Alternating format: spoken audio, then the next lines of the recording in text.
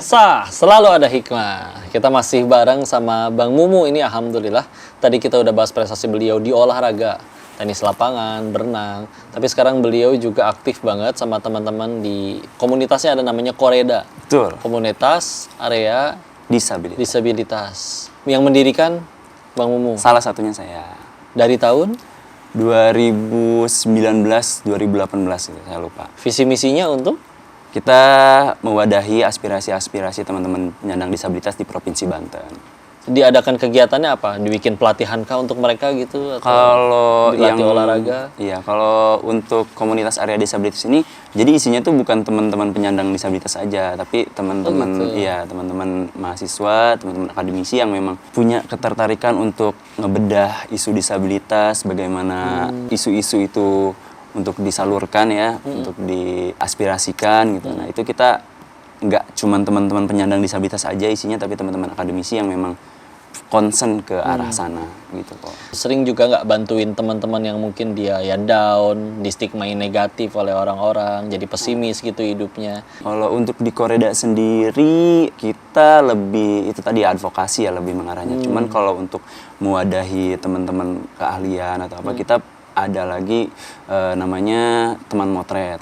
Kita kumpul gitu ya. Fotografi. Kebetulan saya ketemunya sama teman-teman yang hobinya fotografi, terus juga editing, bahkan ada yang nulis. Kepake banget juga itu. Sekarang semua pada main media, ada yang bikin media, ngedit-ngedit video sendiri, jadi konten. Jadi bikin konten juga banyak dong. Kalau saya enggak, cuman teman-teman ada yang ikut di studi foto gitu. Terus kebetulan alhamdulillahnya karena ikut kami teman motret, mereka bisa bekerja, diterima kerja di dinas sosial untuk jadi tim dokumentasi. Terus ada lagi yang hobinya nulis, dia jadi di Banten Parlemen TV, jadi yang nulis-nulis berita seperti itu.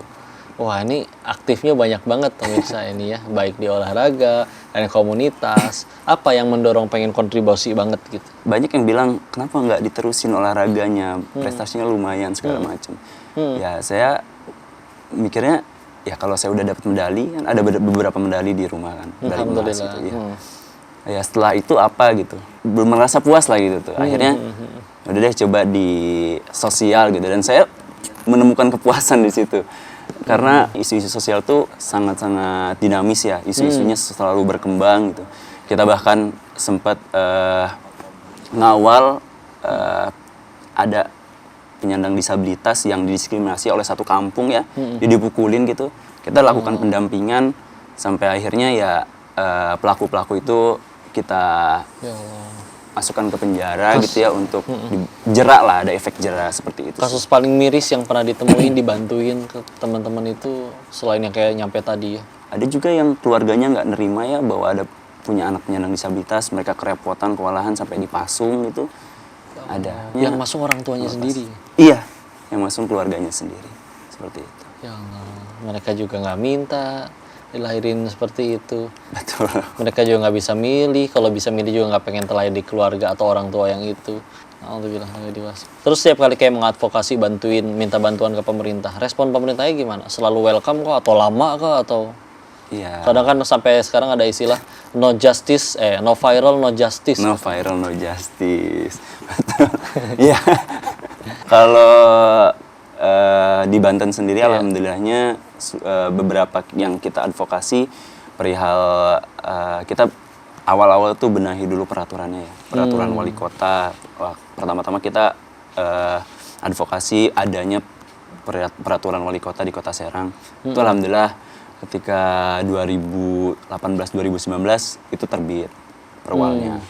Itu sampai diterbitkan peraturan baru ya. Betul, sampai diterbitkan perjuangan. Betul. Terus juga di Provinsi Bantennya juga kita ada revisi beberapa perda yang yang kita baca tuh di perdanya masih ada kata-kata cacat segala macam, itu minta kita buat revisi ya, supaya diganti dengan bahasa yang lebih baik. Seperti itu sih. Dan terus akhirnya tadi yang moto, kalau misalkan kayak kita olahraga yang renang atau yang tadi tenis kan nggak mungkin disatuinnya, kan dibedakan kelasnya. Tapi kalau misalkan moto itu kan ya bersaingnya berduelnya sama yang ya umum semua banget kan. Itu sudah sampai ada lombanya juga belum yang Kalau kita pernah pameran sih, karena oh sampai ngadain pameran. pameran di Pendopo Gubernur Banten. Semua yang dipamerkan adalah hasil dari teman-teman yang disabilitas. Betul. Kita ambil semua gambar foto-foto dari kepala-kepala dinas di Provinsi Banten. Lalu kita produksi, ada teman-teman yang editing segala, terus kita cetak segala macam.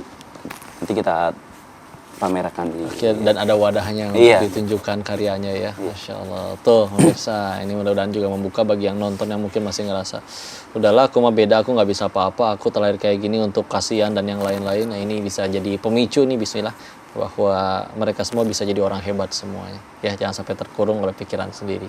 Kita ambil hikmah selanjutnya, jangan kemana-mana. Untuk itu tetap di Selalu Ada Hikmah.